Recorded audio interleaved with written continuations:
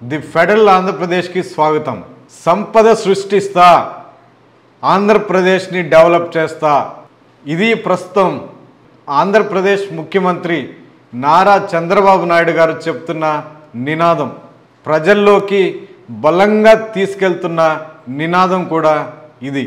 అయితే ప్రభుత్వ స్థలాలు సంపద సృష్టిస్తా అన్నది ఎలా ఉందో కానీ, ఏ మేరకు సృష్టిస్తున్నారో అనేది ఎలా ఉందో కానీ, ప్రభుత్వపరమైన వేల కోట్ల విలువైన ప్రభుత్వ స్థలాలను ప్రైవేటు సంస్థలకు దారాదత్తం చేయడానికైతే రంగాన్ని సిద్ధం చేశారు.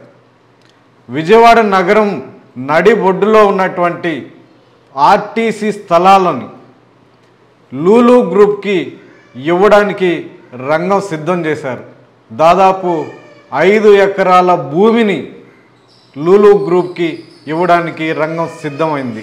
విజయవాడ నగరంలో గవర్నర్పేటలో దాదాపు 5 ఎకరాల పైబడిన స్థలంలో ఆర్టీసీ డిపో ఉంది. ఇది చాలా పాతది, చాలా పురాతనమైంది.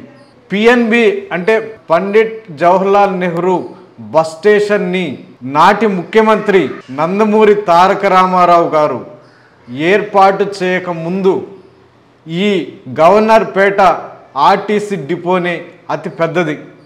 అప్పటికి రాష్ట్రంలో కూడా అదే పెద్ద డిపో అని కూడా చెప్తారు. దాదాపు 5 ఎకరాల విస్తీర్ణంలో ఇది ఉంది. దీనిని లూలు గ్రూప్కి ఇవ్వడానికి రంగం సిద్ధం చేసేసాడు నారా చంద్రబాబు గారు. ఎందుకు ఇవ్వాలనుకుంటున్నారు? లూలు గ్రూప్కి నారా చంద్రబాబు గారికి ఉన్న సంబంధాలేంటి, లూలు గ్రూపు ఎలాంటి బిజినెస్ చేస్తుంది, ఎలాంటి ఉద్యోగాలు ఇస్తుంది అన్న విషయాలు కాస్త పక్కన పెడితే, సంపదను సృష్టిస్తానని చెప్తున్న చంద్రబాబు నాయుడు గారు ప్రభుత్వ స్థలాలను ఇవ్వడం ఏంటి అనేది పెద్ద చర్చగా మారింది. ఇందిరాగాంధీ మున్సిపల్ స్టేడియం ఎదురుగా ఉన్నటువంటి పోలీస్ కాంప్లెక్స్ చాలా పెద్దదాన్ని నిర్మించారు చాలా రోజుల క్రితం. అదంతా పోలీసు స్థలము.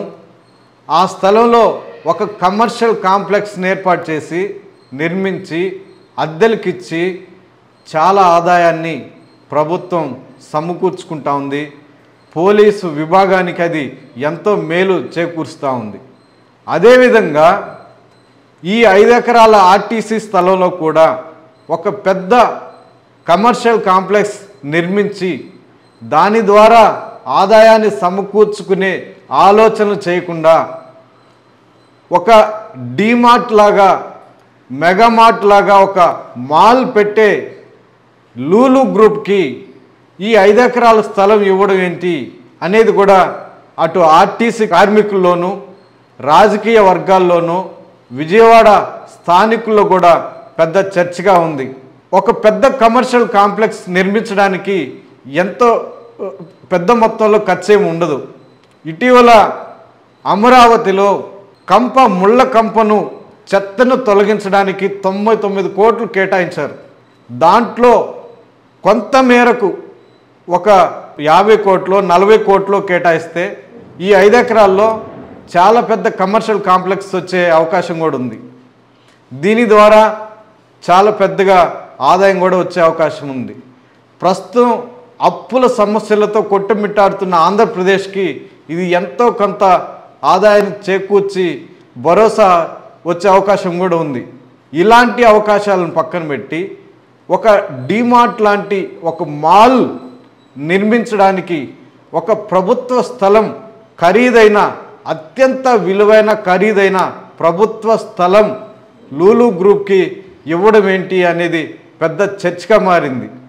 దీని మీద రాబోయే 2-3 రోజుల్లో ఆర్టీసీ కార్మికులు కూడా పెద్ద ఎత్తున ధర్నాలు, నిరసనలు కూడా చేపట్టడానికి, ఆందోళనకు దిగడానికి సిద్ధమవుతున్నారు. మరి ఈ నేపథ్యంలో ఈ 5 ఎకరాల అత్యంత ఖరీదైన విలువైన ఆర్టీసీ స్థలాన్ని లూలు గ్రూప్కి కట్టబెడతారా, లేదా ఆ నిర్ణయాన్ని ఉపసంహరించుకుంటారా అనేది భవిష్యత్తులో చూద్దాం.